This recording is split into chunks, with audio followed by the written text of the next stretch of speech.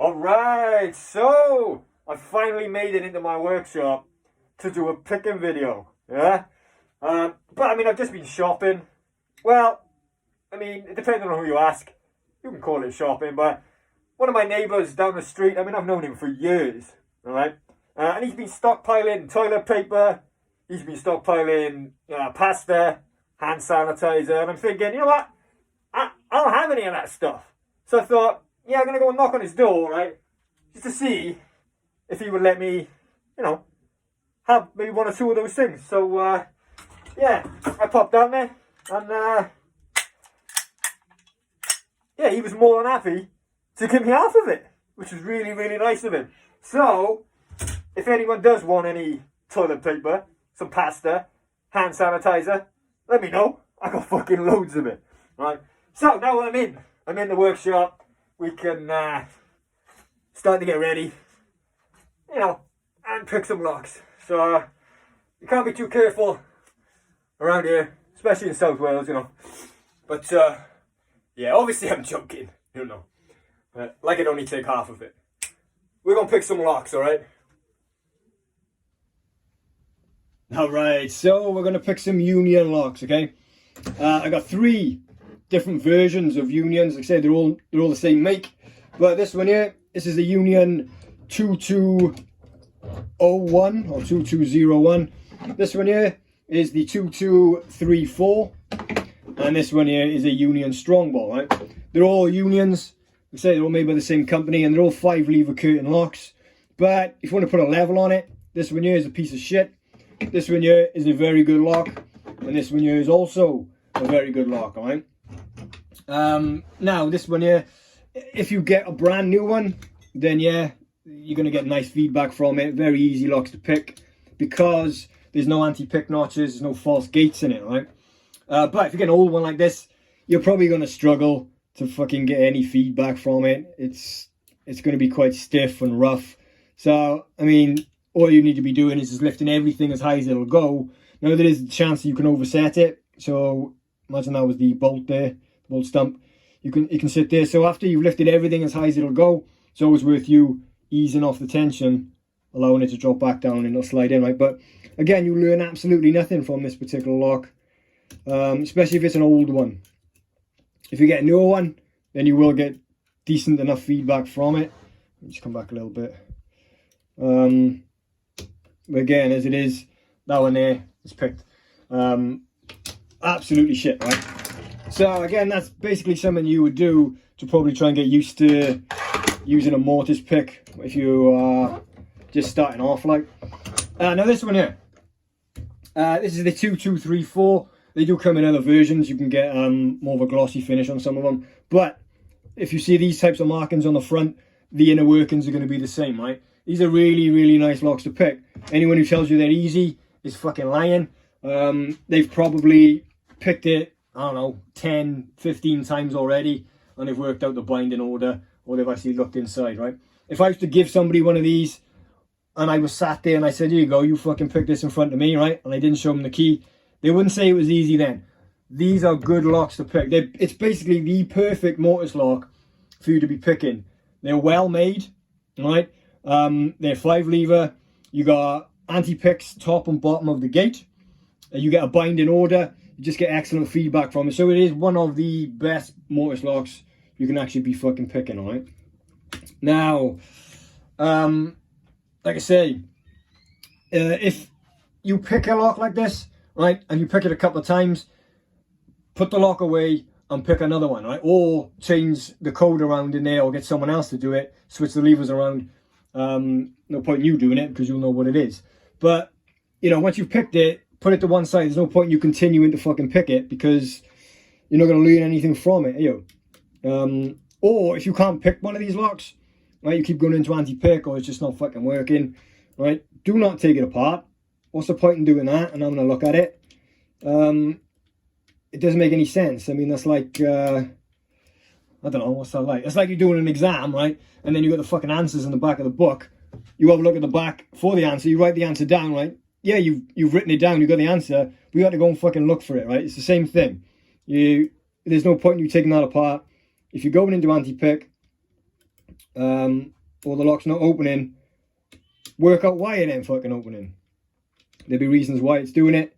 Don't just reset it, do the same fucking thing again. Something will have to change, right? There's no point in you doing the same thing again. So, one of the most important things when it comes to picking a mortise lock, there's that one picked there, right? Is you need to know where you are inside this lock, right? So when you pull this wire to the front, you're going to be under lever 1. When you push it all the way through, you're going to be under lever 5, right? But levers 2, 3, and 4, you need to know when your wire is sitting under them, okay? So you will always see, if you look by here, I will always lift my wire up, and I will always have a slight lift on it. I'm not lifting the lever, but I'll always have a slight little lift on it.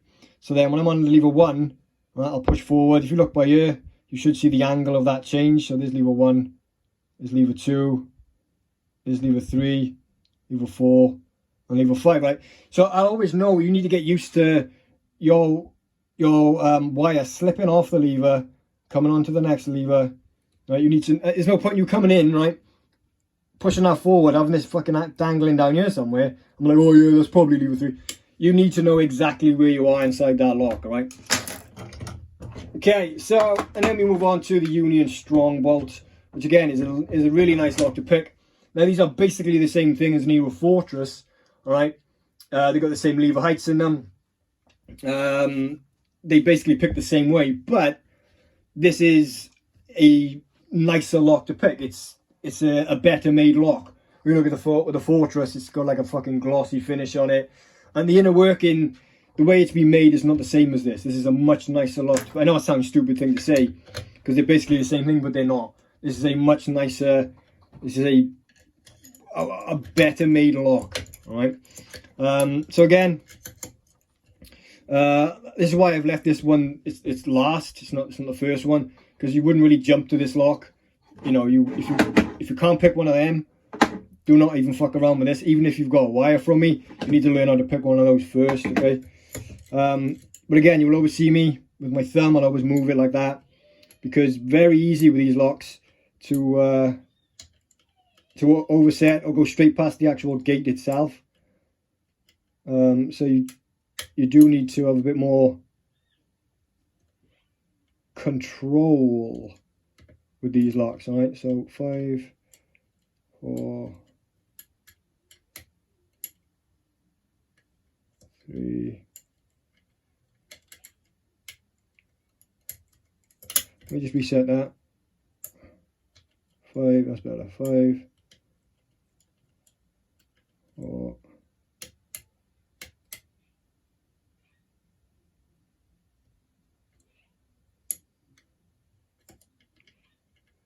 5, 4.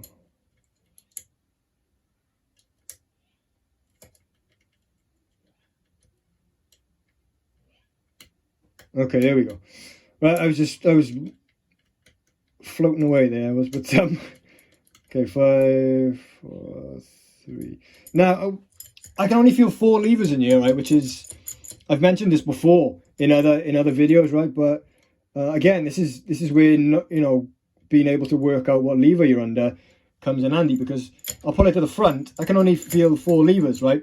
So that's telling me when I pull this to the front, I'm not sitting under lever 1, I'm actually fucking hitting the back of lever 1. All right, so lever 1 must be low. So check this out, I'll pull this to lever 1, yeah? If I come off the run, you listen to this click now, right? So I'm there.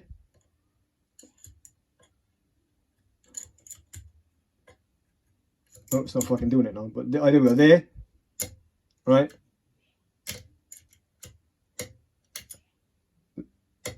That. So there, I'm hitting it there, and I come off the run. You know that?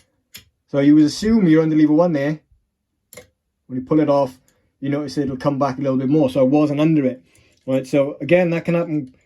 Even then, I just assumed I was under lever 1, but only because I can't see what lever I was under, I could tell that I wasn't. All right, so 1, 4, 3.